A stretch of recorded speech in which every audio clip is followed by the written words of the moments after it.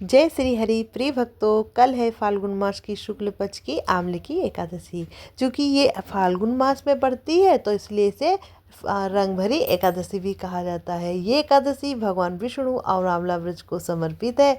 ऐसा माना जाता है कि इस दिन सच्चे मन से जो भी व्रत करता है, पूजा अर्चना करता है, उसके प्राणी के सभी पाप नष्ट होते हैं, उसकी दरिद्रता दूर होती है, उसके घर में सुख समृद्धि आती है।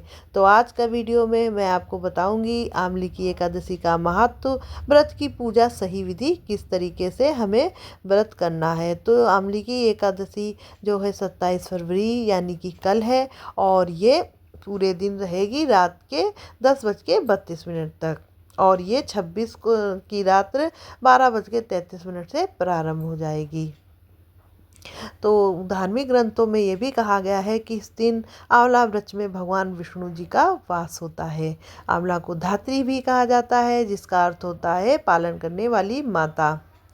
जो भी भक्त इस दिन आंवला वृक्ष की पूजा करता है उसे अच्छे पुण्य की प्राप्ति भी होती है। तो इस पूजा को करने से पितृदोष शांत होता है, संतान सुख मिलता है, धन में वृद्धि होती है और प्राणी की मोक्ष का मार्ग भी प्रशस्त होता है। तो पूजन की सही विधि क्या है कि आपको ब्रह्म मुहूर्त में उठना है और फिर आपको स्नान करना है अच्छे से, पीले वस्त्र, चूँकि एकादशी का व्रत विष्णु भगवान जी का व्रत होता है तो इस दिन पीले वस्त्र भी आपको धारण कर लेने हैं।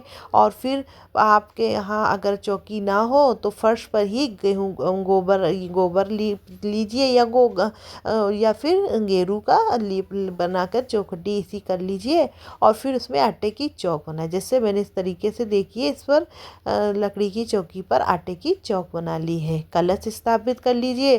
पंच पल्लव, ये आम के पत्ते के 5 पत्ते ले लीजिए, पंच पल्लव स्थापित कर लीजिए और चाहिए तो नारियल हो अगर आपके पास तो नारियल स्थापित कर लीजिए और कलश के अंदर गंगा जल मिश्रित जल ले लीजिए, उसमें हल्दी सिक्का आप डाल दीजिए और पुष्प डाल दीजिए।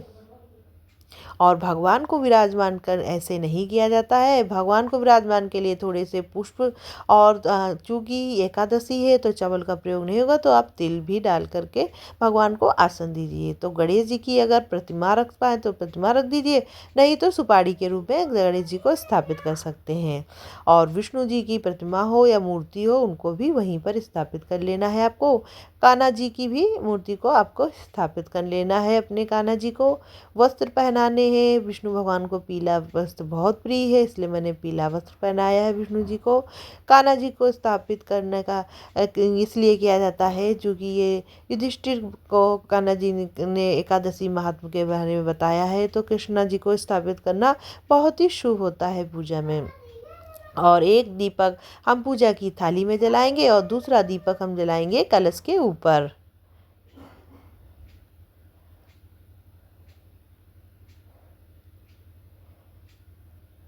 अब हम जल अभिषेक करेंगे, तो सभी देवताओं का हम जल अभिषेक करेंगे। फिर हम सभी भगवान को, विष्णु भगवान को, गणेश जी को, कान्हा जी को हम पुष्प अर्पित करेंगे। पुष्प अर्पित करते हुए आपको एक मंत्र बोल लेना है, इदम पुष्पम समर्पयामि। अगर आप ये ना बोल पाए तो कहें, हे प्रभु जी ये आपको पुष्प अर्पित है, स्वीकार कर लीजिए मेरे पुष्प। तो श्रद्धा भावना से आप पुष्प अर्पित कीजिए। फिर इसके बाद विष्णु भगवान जी को, कान्हा जी को तुलसी दल भी अर्पित कीजिए।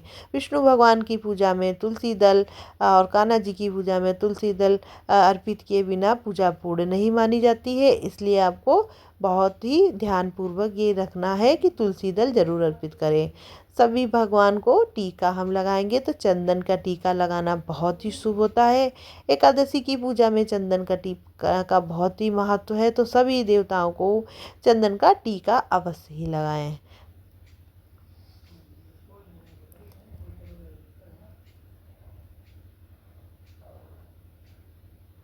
तो चूँकि रंग भरी एकादशी है इसलिए हम गुलाल भी भगवान जी को, सभी भगवान जी को गुलाल भी लगाएंगे।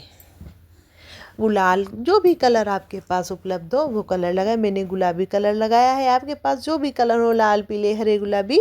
तो रंग भरी एकादशी है, तरह तरह के रंगों का प्रयोग कर सकती हैं।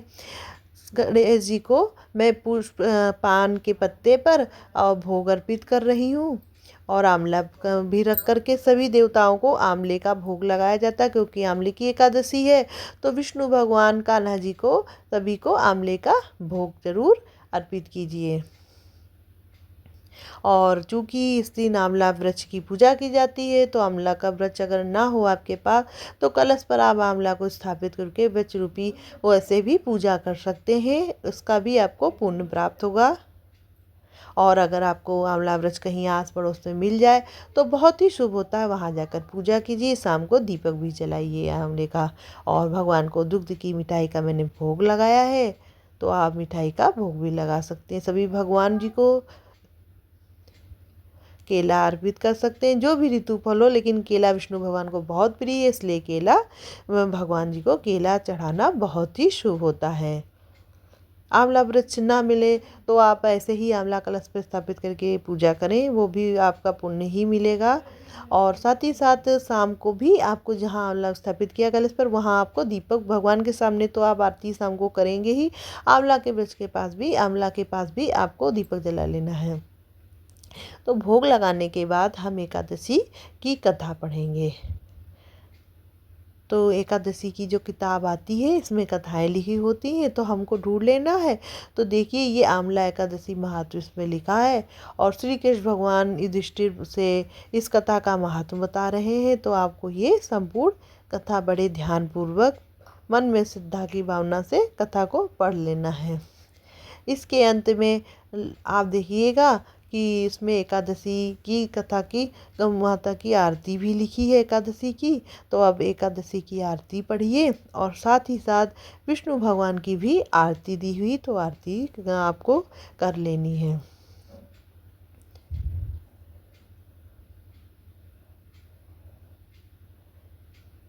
और हमेशा ध्यान रखिए, आरती कभी भी बैठ के आरती नहीं की जाती है, आरती खड़े होकर की ही भगवान के समझ आरती की जाती है। तो बड़ी श्रद्धापूर्वक से घंटी बजाते हुए श्री विष्णु भगवान जी की आरती आपको कर लेनी है। इस दिन विष्णु सहस्त्र नाम का पाठ करना और 108 ओम नमो भगवते वासुदेव बोलना बहुत ही शुभ होता है। और बाद में सभी भगवान के समक्ष चरण स्पर्श करके उनसे प्रार्थना करनी है, भूली चूकी माफ़ी मांग लेनी है, और अपने मन में जो भी कामना हो वो भगवान जी से कामना कह देनी है। भगवान बड़े दयालु हैं, कामना पूर्ण करते हैं। और अंत में हवन कर लीजिए। तो जो भी भोग लगाया है हवन सामग्री में मिश्रित करके कपूर का हवन कर लीजिए, घी डाल करके, बहुत ही शुभ होता है। हवन करना, किसी पूजा में हवन करना उस पूजा की पूर्णता को दर्शाता है कि आपकी पूजा सफल हुई। साक्षात अग्नि देवता जहाँ भी विराजमान होंगे वहाँ पूजा सफल ही मानी जाती है। तो इस तरीके से आपको एकादशी की पूजा कर लेनी है। और कोई भी अगर आपको त्रुटि लगे तो क्षमा भी कर दीजिएगा। तो एकादशी की पूजा की मैंने आपको संपूर्ण विधि बताई है, अगर कोई त्रुटि हो तो क्षमा अवश्य कीजिएगा। और वीडियो अगर आपको पसंद आया हो तो प्लीज़ मेरे चैनल को सब्सक्राइब कीजिए, लाइक कीजिए, शेयर कीजिए। धन्यवाद। जय श्री हरि, जय श्री विष्णु।